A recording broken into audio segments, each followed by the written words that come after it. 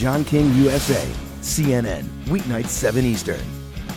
Mohammad, let me start with you. You believe 2,000 plus have been killed in this brutal crackdown. I don't doubt your numbers at all, but since we can't get in there, we've had reporters in there very briefly, the government won't let us in. I just want our viewers to get a sense of how you're in touch with a network of activists in the country, how you come about these numbers. Basically, we're in touch with a huge number of people via Skype and via social networking. People are reporting the number of deaths, and this more than 2,000 get killed. We have names and location and date of their killed, and we expect the number is very higher than that, but that's the names we managed to document. And basically, more people are afraid. They broke the fear, and they're not afraid now to report about the death, about the arrest, and about torture incidents. And as it plays out, Shibli, we've heard ratcheting up of the international condemnation, but a presidential statement only, not a resolution from the Security Council. I want you to listen here to the U.S. Ambassador to the United Nations, Susan Rice. I spoke to her yesterday, and she insists the regime is starting to feel some pressure.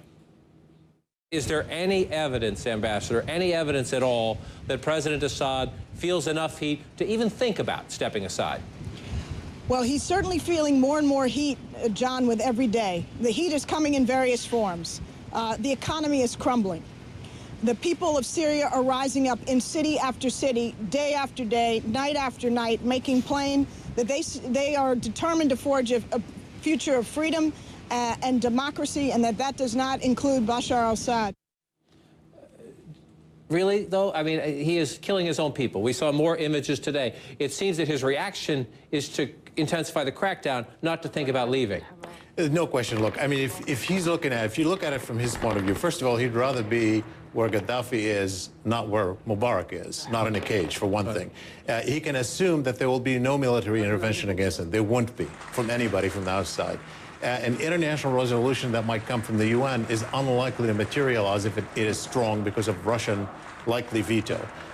He has not seen huge demonstrations in Aleppo and Damascus, the two largest cities. He's seen some in Damascus. There's more evidence of it today, but not on the scale of elsewhere. So he has had some defections to the military, but not on the large scale. So he can really believe that he can withstand that. I don't think he can, actually.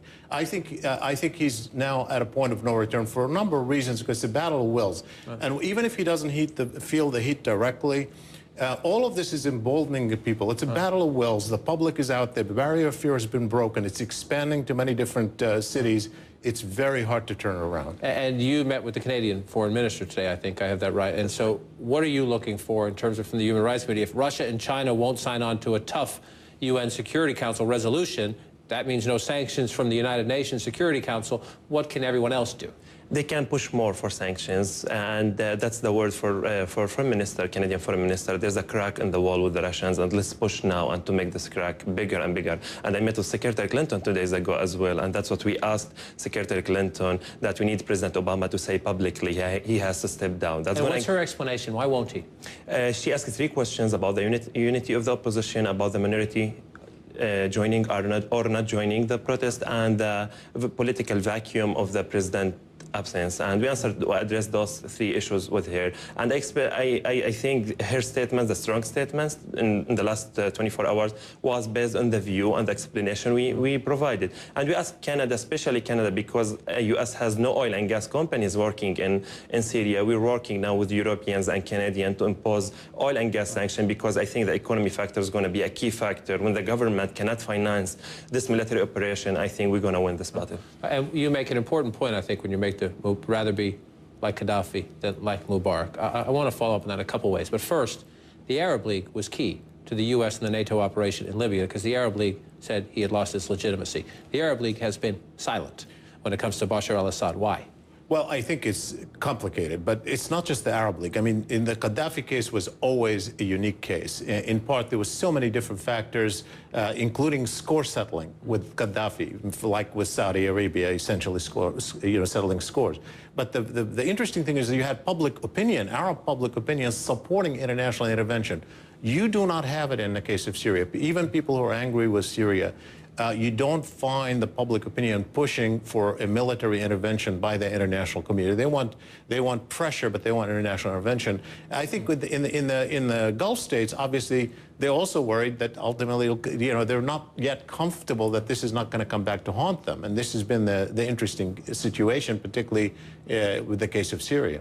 Take us inside. When we listen, Arwa Damon has been doing fascinating reporting. You have your network of activists. We see some demonstrations peacefully in the streets, but otherwise you hear about the siege in Hama, the Syrian military moving to other places. In terms of a humanitarian crisis and needs, how many people are without food, without medical supplies, afraid to go out of their house because they think a sniper might shoot them? Exactly. Now that's the case in Hama, and going to be the case soon in Deir ez-Zor as well, because the tanks are besieging Deir ez-Zor with 300 tanks. The government did not pay the salaries for people, and they preventing the food trucks to enter or get out of the city. No electricity, no water, and no communication. It's the same case with Hama now for more than 4 days, and the people cannot even get out of the home to bring food or something. And furthermore, they attacked hospital. They shut down the electricity generator for hospitals, and that caused lots of deaths bodies in the hospitals. We're talking now about humanitarian crisis, and that was again one of the demands from the international community to push more to allow the ICRC to enter Syria and do some humanitarian efforts.